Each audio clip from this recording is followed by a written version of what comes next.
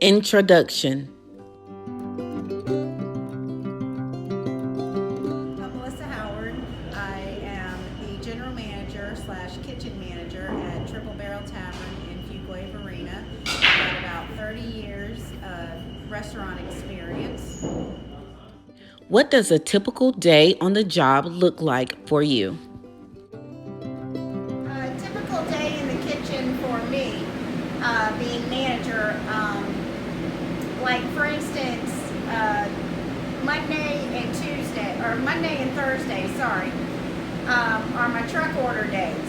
And that's technically doing inventory, counting what I have and what I don't have, and then calling in the order. Why did you decide to pursue a career in this industry? I started as a dishwasher, and I am now a general manager of a restaurant. But in between there, I worked my way up. I was the dishwasher, the salad prep person, where you make different kinds of salads. Then I moved to deli. Then I moved to baker's position, and then I became an event chef. Now, an event chef, you would feed, or I would feed at least 10,000 or more people, or do small weddings, stuff like that, or even large weddings. And this is where I'm at now as a general manager. I have been a manager for probably half of those years. What type of education is needed for this career pathway? As far as education goes, I did go to the Culinary Institute in Hyde Park. I was a hard worker, and the company that I worked for actually sent me. But if you are passionate about what you're doing, or that you want to cook, it depends on, what kind of manager or other employees that you have. They'll basically teach you everything that has to do with that restaurant and what you need to learn. What is the most interesting aspect of working in a restaurant? All the people, the employees you work with, you meet new people.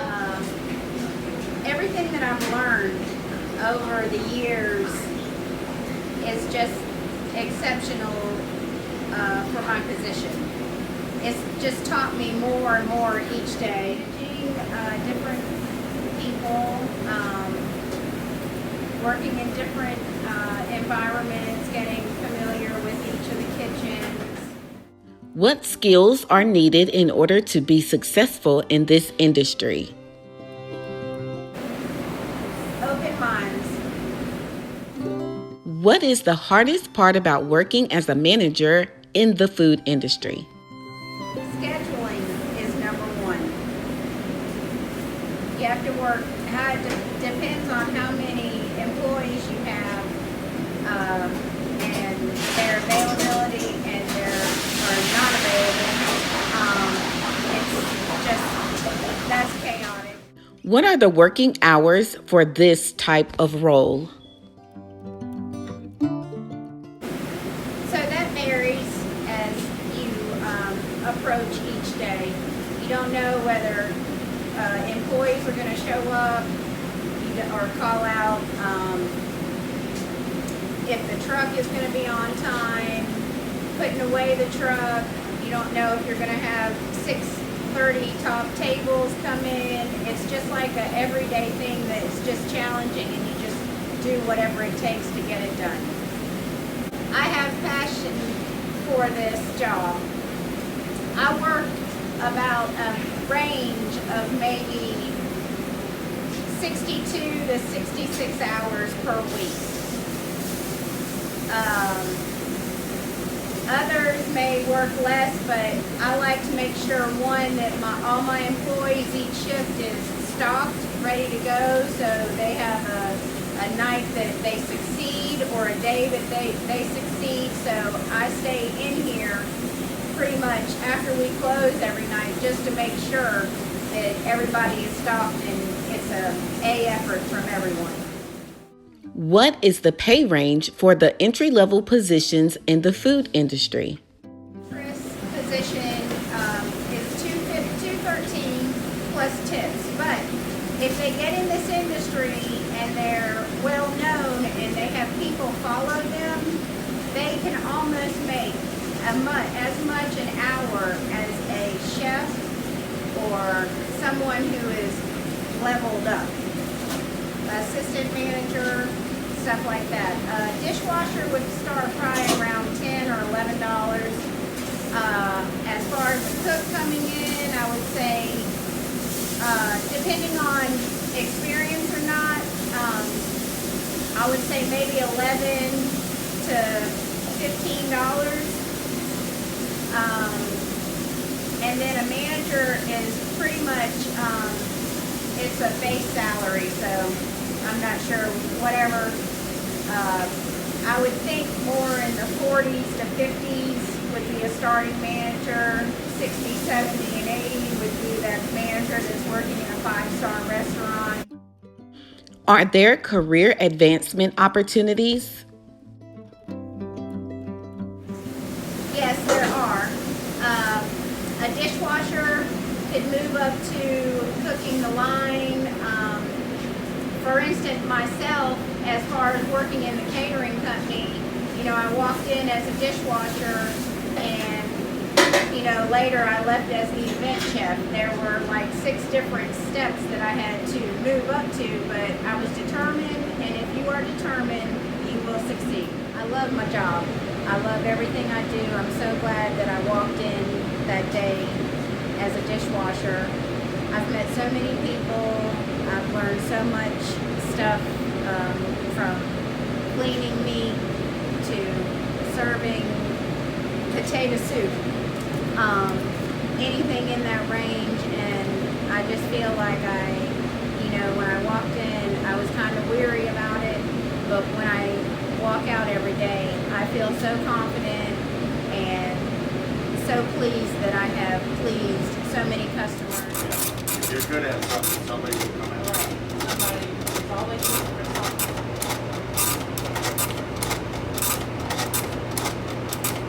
And I look at it all like sports.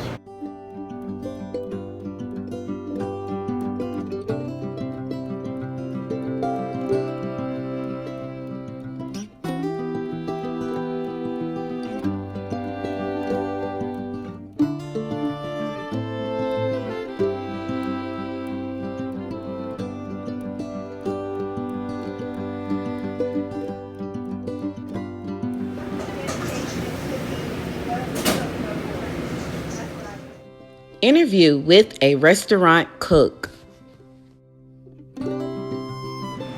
Hi, I'm Dean. I've been a cook for now 11 years, and if I could give any advice to somebody, it's a great job to start in, where you can learn a discipline and a skill.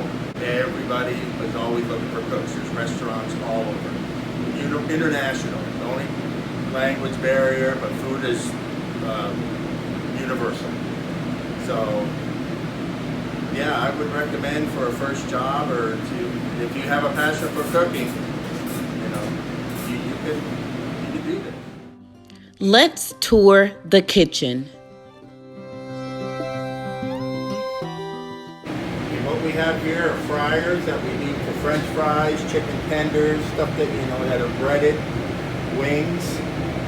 What we have here is our griddle, or also known as a flat top, where we do bread, sandwiches, saute, and then next to it is the grill, which we do steaks, burgers, pork chops on to give it kind of a charcoal flavor, and then we have the stove top, that we boil water on, saute stuff in skillets, pots, we make soups. And we have our ovens down below that we bake pizza in and other stuff that we make for the menu. We make, I think 5 or 6 different salads. We have a house salad, a fiesta salad, which is it's got a little spice to it. Buffalo chicken salad, a regular house salad, a Caesar salad, and a side salad. So pretty much anything fresh gets prepped each day. Lettuces we want to try to do on a daily basis due to them turning brown after they cut and sit for a few. We always have backups, which the backups are located underneath here. Here's a backup right here. We have backup eggs that we do, corn salsa. Then we have diced tomatoes, diced onions, our baby carrots, fruit cups. So anything that has to do with any kind of, I guess, veggie platter or salad is here in this cooler. We don't get a lot of salads. I mean, when we do, we just have a person stand over there, like take it from the fry person or something, to stand over there and do that. But all in all, a kitchen, if you can get into a kitchen that has great teamwork, that's where you need to be. Okay, this is our dry storage area. Pretty much anything that doesn't need to go in the refrigerator is kept out here. And then once the truck comes in, like our daily truck, when the truck comes in, stuff needs to be rotated. You want what's sitting on the shelf right now to be moved up, and the new comes in always on the back. That's the number one thing in a kitchen is rotation.